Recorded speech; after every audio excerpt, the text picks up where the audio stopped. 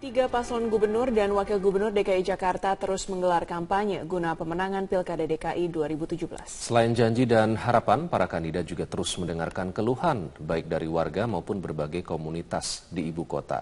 Dalam kegiatan akhir pekannya, Cagup DKI nomor urut 1, Agus Yudhoyono bersama istrinya menghadiri undangan komunitas Kalisari di Jakarta Timur. Agus memberikan sambutan di hadapan warga yang akan mengikuti lomba senam bersama. Agus juga berdialog dengan warga koperasi Kalisari. Sementara itu, Cawagup DKI nomor urut 2, Jarod Saiful Hidayat hari ini membuka Pekan Amal Yayasan Suci di Pantai Indah Kapuk, Jakarta Utara. Kehadiran Jarod untuk mendukung kegiatan sosial yang diselenggarakan oleh masyarakat. Jarod mengajak semua lapisan masyarakat untuk aktif mendukung program sosial yang berpedoman pada kepentingan kemanusiaan serta melestarikan seni dan budaya. Dalam acara ini, Jarod juga mendukung pembangunan rumah sakit berskala internasional di wilayah DKI untuk mengoptimalkan pelayanan kesehatan.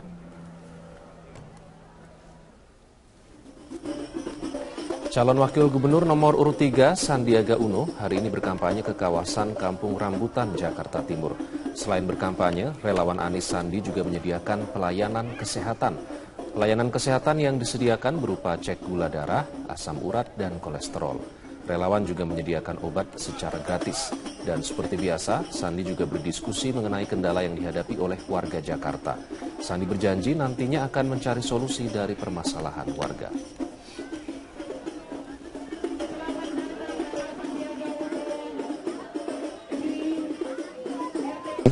Pemirsa, animo masyarakat untuk mengikuti sidang tersangka dugaan penistaan agama Basuki Cahayapurnama begitu besar. Oleh sebab itu, hari ini Komisi Penyiaran Indonesia bersama dengan Ormas Islam, Komisi Yudisial, dan Pengadilan Jakarta Utara menggelar pertemuan membahas teknis peliputan sidang Ahok. Dalam pertemuan tersebut hadir pula perwakilan dari setiap media televisi untuk membahas bagaimana penyiaran sidang Ahok. Pertemuan ini bermaksud mencari jalan keluar di tengah kontroversi sidang Ahok, apakah bisa disiarkan secara langsung atau tidak. Menurut Ketua KPI Yuliandre Darwis, jika sidang Ahok berlangsung terbuka, maka bisa berdampak pada kesaksian ahli yang dihadirkan. Mereka bisa terintimidasi karena dianggap berbeda pendapat dengan kelompok lain. Dengan kata lain, jika sidang Ahok berlangsung terbuka, dikhawatirkan bisa memecah belah bangsa. Untuk itu, pertemuan antar lembaga ini mencari jalan tengah sidang Ahok. Sidang Ahok bisa terbuka, disiarkan secara langsung manakala telah memasuki sidang vonis. Kendati sudah ada kesepakatan soal sidang Ahok, keputusan akhir apakah sidang Ahok bisa terbuka atau tertutup bergantung pada kewenangan Ketua Majelis Hakim yang menyidangkan Ahok. Nah, dalam sebuah proses pengadilan, live atau tidaknya ditentukan oleh siapa? Tadi jelas sekali Pengadilan Negeri Jakarta Utara dan termasuk Komisi Yudisial dan pakar hukum menyatakan bahwa yang berhak menentukan live tidak live sesuai dengan pasal 217 itu menyatakan bahwa harus izin dari Majelis Hakim. Nah, kita tunggu apakah Majelis Hakim pada hari Selasa itu mengizinkan ini menjadi siaran langsung atau tidak. Itu sih menjadi entry point dari konsesi bersama pada hari ini.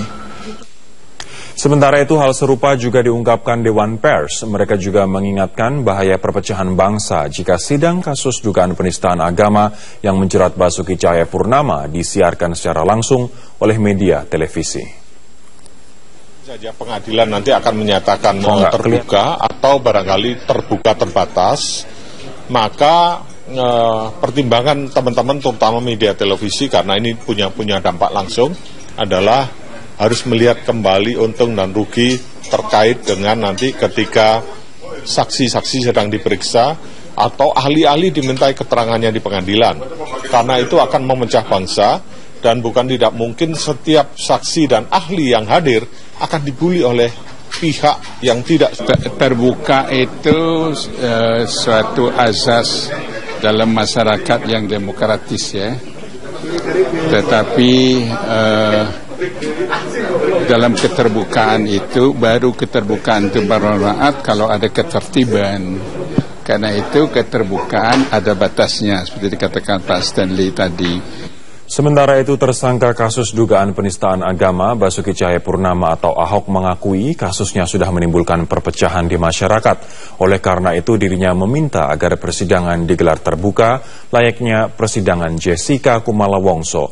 Dirinya meminta sidang digelar terbuka layaknya kasus ini agar masyarakat dapat menilai apakah dirinya memenuhi unsur penistaan agama atau tidak.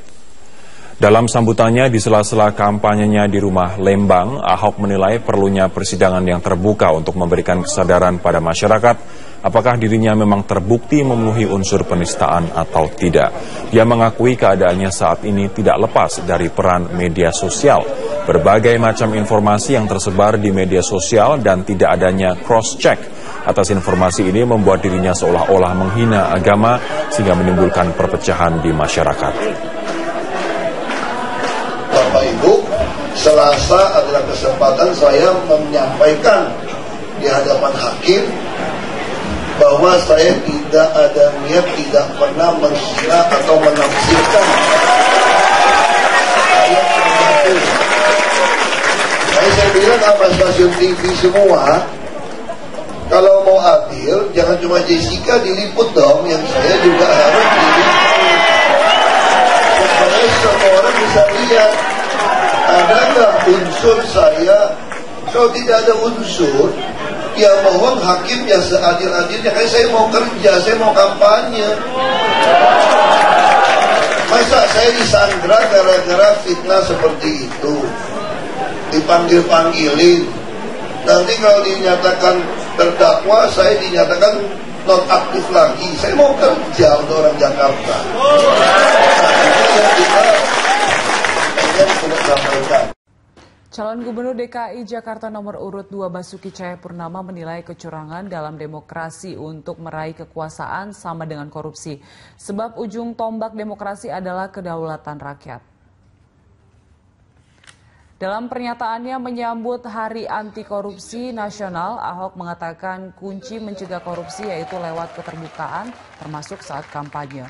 Untuk menyelesaikan masalah korupsi, langkah utama yang perlu ditempuh lewat transparansi. Ex-Bupati Belitung Timur itu mencontohkan semangat transparansi bisa diterapkannya dalam penggalangan dana kampanye dan masalah proyek yang ada di DKI Jakarta. Ahok yang sudah 3 kali menerima penghargaan tokoh anti korupsi nasional mengaku selalu menerapkan keterbukaan dalam setiap pekerjaan proyek yang dilakukan di lingkungan Pemda DKI. Korupsi bisa kita hapus dengan transparansi. Transparansi bisa jalan kalau ada azas keadilan. Ini penting. Jadi kalau yang malas, ya mohon maaf harus kita berhentikan. Yang rajin. Kejaksaan Agung telah menyiapkan 13 jaksa penuntut umum dalam menangani sidang Ahok dan berikut ke-13 nama JPU itu.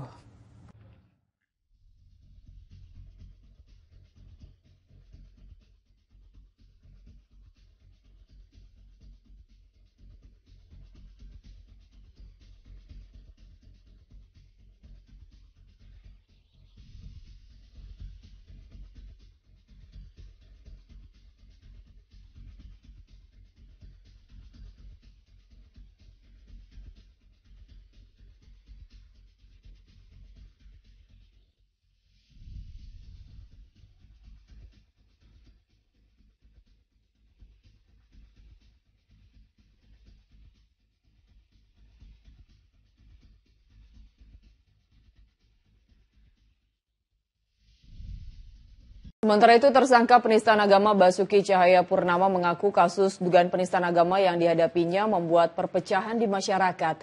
Oleh sebab itu, Ahok pun meminta persidangan dirinya digelar terbuka layaknya kasus Jessica, agar semua masyarakat diharapkan dapat menilainya sendiri apakah dirinya memenuhi unsur penistaan agama atau tidak.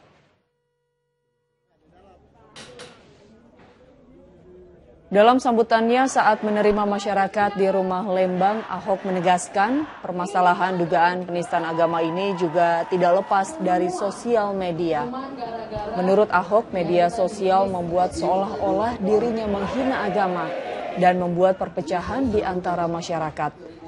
Ahok pun berharap persidangan dirinya yang akan digelar Selasa pekan depan dapat disiarkan secara langsung layaknya persidangan Jessica Kumala Wongso, terdakwa kasus pembunuhan Mirna Salihin, dengan harapan semua masyarakat dapat melihat fakta-fakta persidangan. Jadi Bapak Ibu coba kalau nggak percaya ya, yang terjadi di Jakarta saat ini, Bapak Ibu kalau punya WA group, punya Facebook atau grup apapun, pecah nggak sekarang? Pecah.